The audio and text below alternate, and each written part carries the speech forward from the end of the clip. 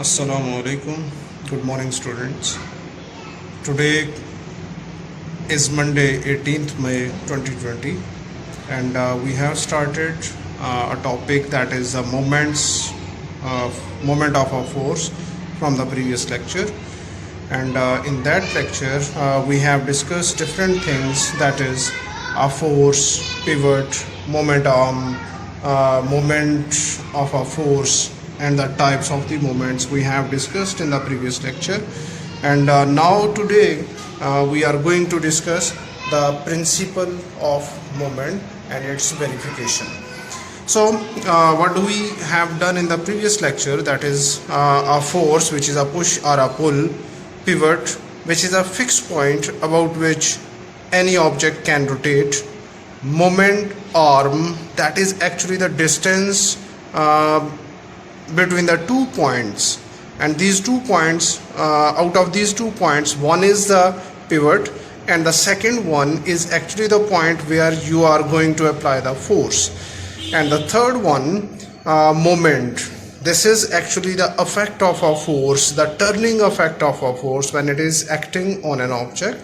And the moments types are two. These are the clockwise moment and the anti-clockwise moment. So these all things have been done in the previous lecture, and today we are going to discuss a special case regarding to the moments and the object upon which the force is producing a turning effect.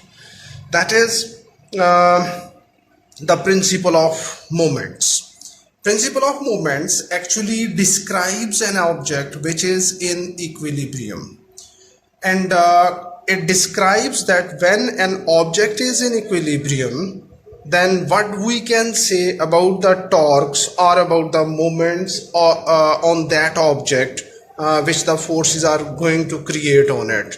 Either something is there, either some forces are there which are acting on the object or not. Either there is some turning effect on an object when it is in equilibrium, or it is not.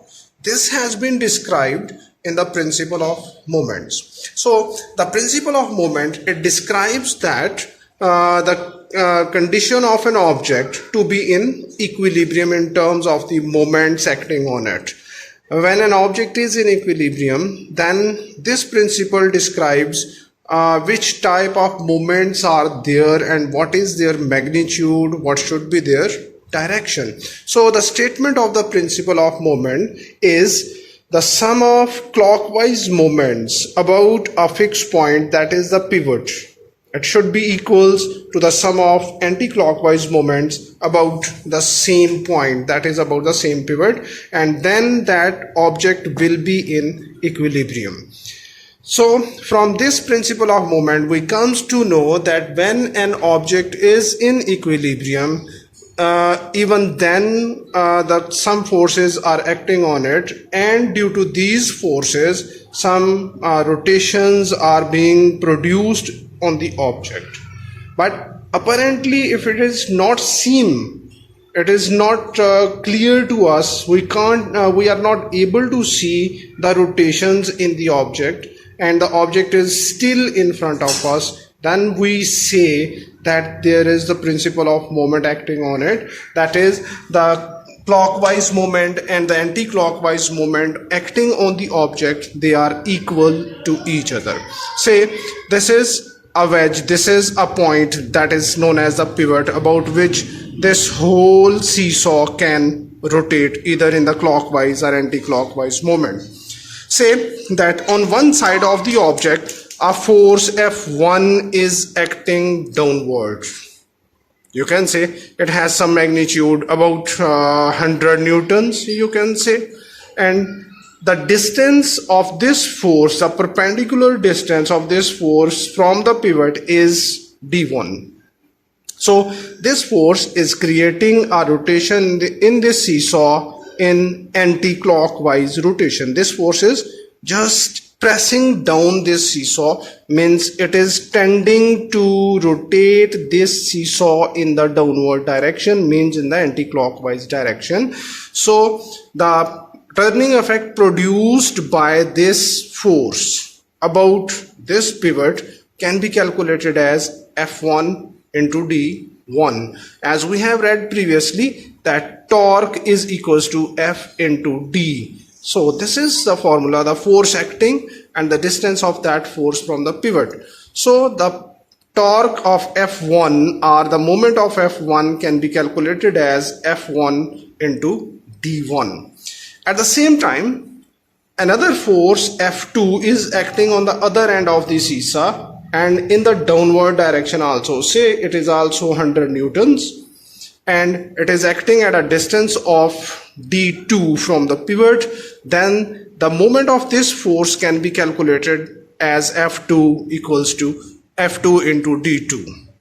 If this seesaw is in equilibrium, then it means that this clockwise moment and this anti-clockwise moment, this force is going to produce an anti-clockwise moment in it. Then it means that both of these two moments will be equals to each other, and this is actually the statement of the principle of moment. We can verify this one with the help of an experiment, and I think so this experiment has been done in the lab. We are going to just describe it on the board at this time, the steps, what we have to do, how we can verify that even when an object is in equilibrium, either the turning effects, the clockwise and the anti-clockwise, are equals to each other or not. We can verify that. And this procedure is known as the verification of the principle of moments. Now, before proceeding towards the verification, one more step, which is, I think, so a little bit important. Here, if the forces and the distances acting on the pivot are same, F1 and F2, they are equals, D1 and D2, both of these two distances are equal, then apparently the turning effect on both the sides will be the same. But what will be happen if the forces, any one of these two, the forces or the distances, are not equals to each other? F1 and F2 are different, or you can say D1 and D2 are different. Then what will happen? Then F1, say here on the seesaw F1, it is 100 newtons acting in the downward direction, hence creating a clockwise moment at a distance of D1, say it is almost 50 centimeters. And another force F2, this is double of the force F1. How I can say it is double? We can just consider it by the size of the arrows mentioned. This arrow and this arrow, they are just half and double. This arrow is double of this one and this arrow is half of this one. So I can say this is the double. So if F2 is equals to 200 newtons acting at a same distance from the pivot, that is 50 centimeter, then either the turning effect of both of these two forces will be the same? No. You can calculate it 100 into 50 and 200 into 50. Both of the torques will not be equals to each other. So this seesaw will start to rotate in the anti-clockwise direction. But if we want to balance it, then we will have to do something. There are two possibilities. Either we have to increase the force F1, or number two, if it is not possible for us, then number two, decrease the distance of the greater force from the pivot. There will be a point where the product or the turning effect of the F2 and the distance will becomes to equal this one. Say at how much distance we have to place this force, then we can find it out by the use of principle of moment. How we can calculate it? We can calculate it like this one, that is F1 D1 is equals to F2 D2. So place out the values. F1 is 100, D1 is 50 F2 is 200 and D2 we have to find out. So D2, it will be equals to 100 into 50 divided by 200. This will be divided 0 0 0 0 say, and 225 is a 50. So D2, that is 25 centimeter. Means 25 centimeters will be the distance from the center of gravity to the point of suspension of the force. This distance from here till here should be 25. If this force is acting here, then the seesaw will be in equilibrium. So this can be verified by the use of an experiment, and that is known as the verification of the principle of moments. To verify this principle of moment, we are in need to have some operators, some things which will be helpful for us, which will be used to verify this principle. And these are the wooden wedge, meter rule, hangers, slotted weights, and threads. The wooden wedge, it is actually a triangular shaped wooden piece upon which the meter rule is balanced. Meter rule, from its name it is apparent that it is a ruler of length of 1 meter. Hangers, these are actually the metal pieces like this one, upon which the weights can be hanged out. The slotted weights can be hanged out it.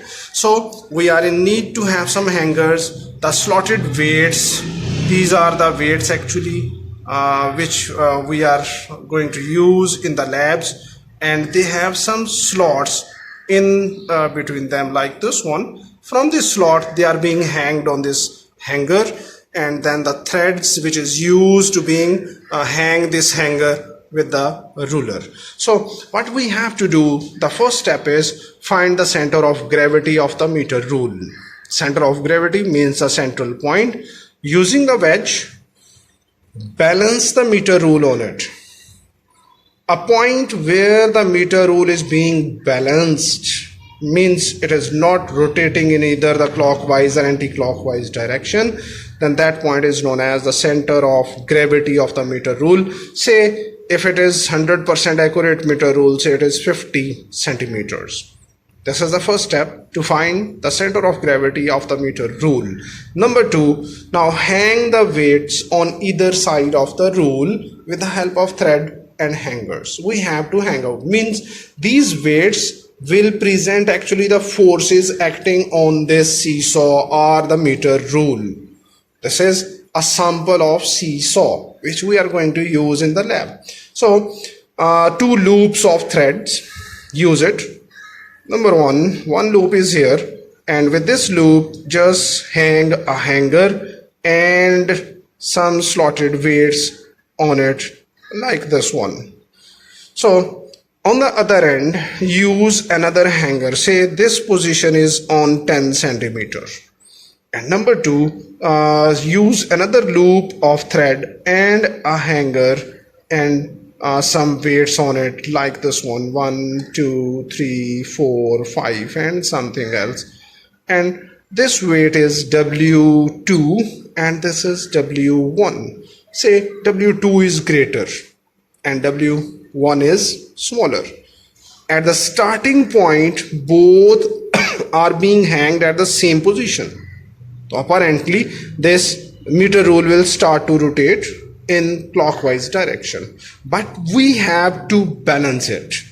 How? Just leave this weight on this fixed position. इसको नहीं छेड़ना आपने, इसको इसी fixed position पे छोड़ दें, and then just move slightly towards the center of gravity. इसको Aahista Aahista center of gravity पहले थोड़ा सा move करें, यहाँ छोड़ें, and then leave it and see either it is balanced or not. If it is not, then move a further more up till the equilibrium is attained. आपने इसको उस वक्त तक आगे पीछे करना है जब तक equilibrium attain नहीं हो जाता. Hang out the weights, इधर side पे hang outs, weights hang out करें, and then balance the rule again. And when the rule is balanced, then calculate the torque acting on the ruler on either sides. By calculating the torques on either sides by the use of this relation F1 d1 is equals to F2 d2, we can consider if the answer of both of these two torques on either side of the ruler are equal, then it is verified that if the object is in equilibrium, then the clockwise anti-clockwise torques will be equal. So these are if we are going to use a single weights. But if we are going to use more than one or two weights, then there is something else. If we are going to use two weights on this side, 1, 2, and smaller weights, we are going to use this one and then this one. Then this is actually F1. F1, this is F2. The distance of this one will be d2 and distance of this weight from the pivot is d1. So you have to sum up the torques of the forces acting on the same side or producing the torques, same torques, clockwise torques or anti-clockwise torques. So this will be F1 d1 plus F2 d2 will be equals to the clockwise moment, that is F3 d3. The distance of this force from the pivot will be d3 and this will be F3. Then if this is happening, more than one force is acting on one side, then a little change, a slight change will be there in the principle of moments relation, that is F1 d1 plus F2 d2 is equals to F3 d3. And same, if there are two forces acting on this side, then you can also sum them up on this side as well. So the statement of the principle of moment, the sum of clockwise moments should be equals to the sum of anti-clockwise moments. Clockwise or anti-clockwise, these words can be used either on the left side or right side, it doesn't matter. So sum of anti-clockwise moments should be equals to the sum of clockwise moments. So that's all for today, and what we have done, just have a review regarding to that one, and that is we have just discussed about the principle of moment. What is the statement of principle of moment, how it describes an object which is in equilibrium, and then the verification of the principle of moment, what operators we are in need to have, and which steps we have to follow to verify this principle of moment. Just attempt the worksheet, submit it, so that I comes to know how much you have grasped this concept. That's all today. Thanks a lot. Goodbye. See you in the next lecture again. Allah Hafiz.